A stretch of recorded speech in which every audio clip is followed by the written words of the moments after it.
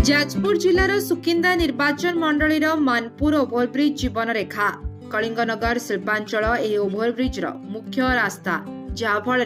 भारी जान ठारू कारखानार छोट मोट गाड़ी ठारू बड़ जानवाहन पर्यंत कर्मचारी मानक जाउथुबा बस चलुथुबारु रास्ताटी व्यस्त बहुल सबु समय ट्राफिक जाम हेबा सह जानवाहन गुड़िक घंटा घंटा धरी पड़ी रहुछि। ओभरब्रिजटी विपद संकुल अवस्था रही जहाँकि बीजेडी सरकार समय ए ब्रिज को मरामती सह द्वितीय ब्रिज निर्माण पर अर्थ मंजूर एजाए काम आरंभ होना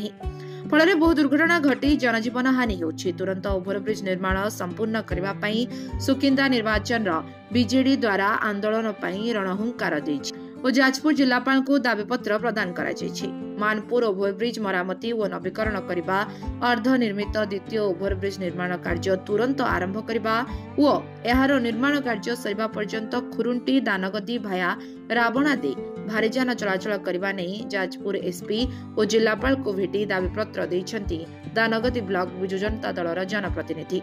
जदि आसंता 7 दिन भितर ए नहीं विहित पदक्षेप न निया जाए ताहले समस्ते राजरास्ता अवरोध करने सहित धारणा बसिबे बोली चेतावनी दैछंती। मोहम्मद जाहिद तेलु आज देखा कलु आज से नुआ जॉइन करछंती। हमर जो मुख्य समस्या अछि मानपुर ओभरब्रिज नुआ ओभरब्रिज ता काम स्पीड अप हेउनी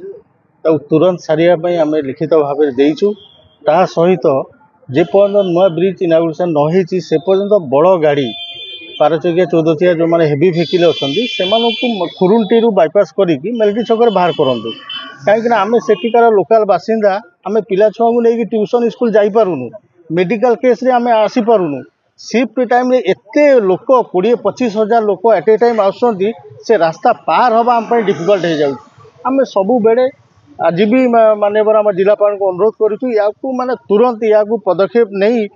यार तार सुव्यवस्था करने आम जिलापाल महोदय को अनुरोध रखीचु। विषय किसी तो आलोचना हैनी आमे आमर दाबी आज उपस्थापन करूँ जो मानपुर ओभरब्रिज टाक शीघ्र ये कम सारिकी सेकेंड रेलवे ओभरब्रिज टाक तुरंत चालू करने आम अनुरोध रखीचु। जे पर्यंत स्टार्ट न होती से पर्यंत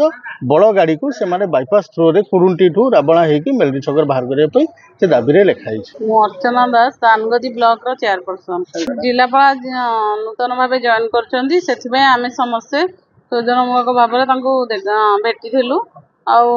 आज आमर ग्रीभांस जो थिला एटा तो पुराना ग्रीभांस आज नुआ नुहे सब आ पूर्व जो जिलापाल माने थिले मध्ये आमे तांको भेटिकी पूर्व आम पूर्वतन मंत्री आसीथिले समस्या मिलित भाव देइथिलु किंतु हेले पर्यंत तार किछि समस्यार समाधान हेई पारि नाही जहा फल आमर जेहेतु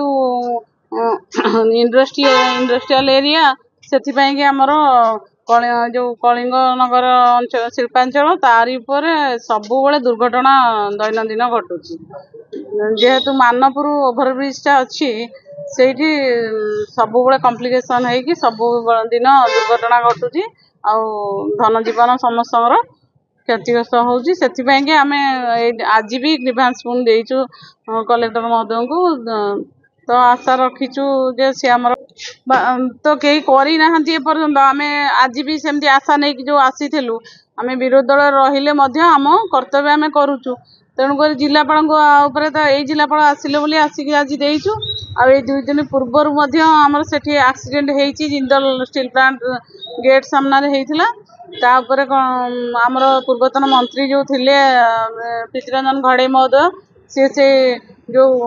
ये रास्ता रोक करा से लोक को सुविधा दवापाई किंतु तापर से माने समस्ते गवर्नमेंट तांको केस रे नेले मध्य किसी समस्यार समाधान बाट किसी हेई पारुनी किंतु समस्त को केस रे दिया जाइछि। आलोचना करागला जो पृथ्वीरंजन को जो केस है ताको जिलापाल से आलोचना करागला। हां जिलापाल को सब चुंबक रे आलोचना करलु काइना बहुत से नुआ जॉइन करचंती बहुत लोक तांको अपेक्षा रे अछंती जिलापाल मध्ये समय नैचंती एबे ए ब्लॉक को हमर जिबे कहले मु गले सब जिंस को देखिबी कौन कोठी असुविधा सुविधा अच्छी निश्चिंत मो ऊपर भरोसा रखंतु से प्रतिश्रुति दे माने कलेक्टर देले जे हमहु ब्लॉक को गला परे जहा किछि हेले समस्यार समाधान बाट करिवे। जाजपुर अभिमन्यु मिश्रଙ୍କ रिपोर्ट लिव लाइफ ओडिया।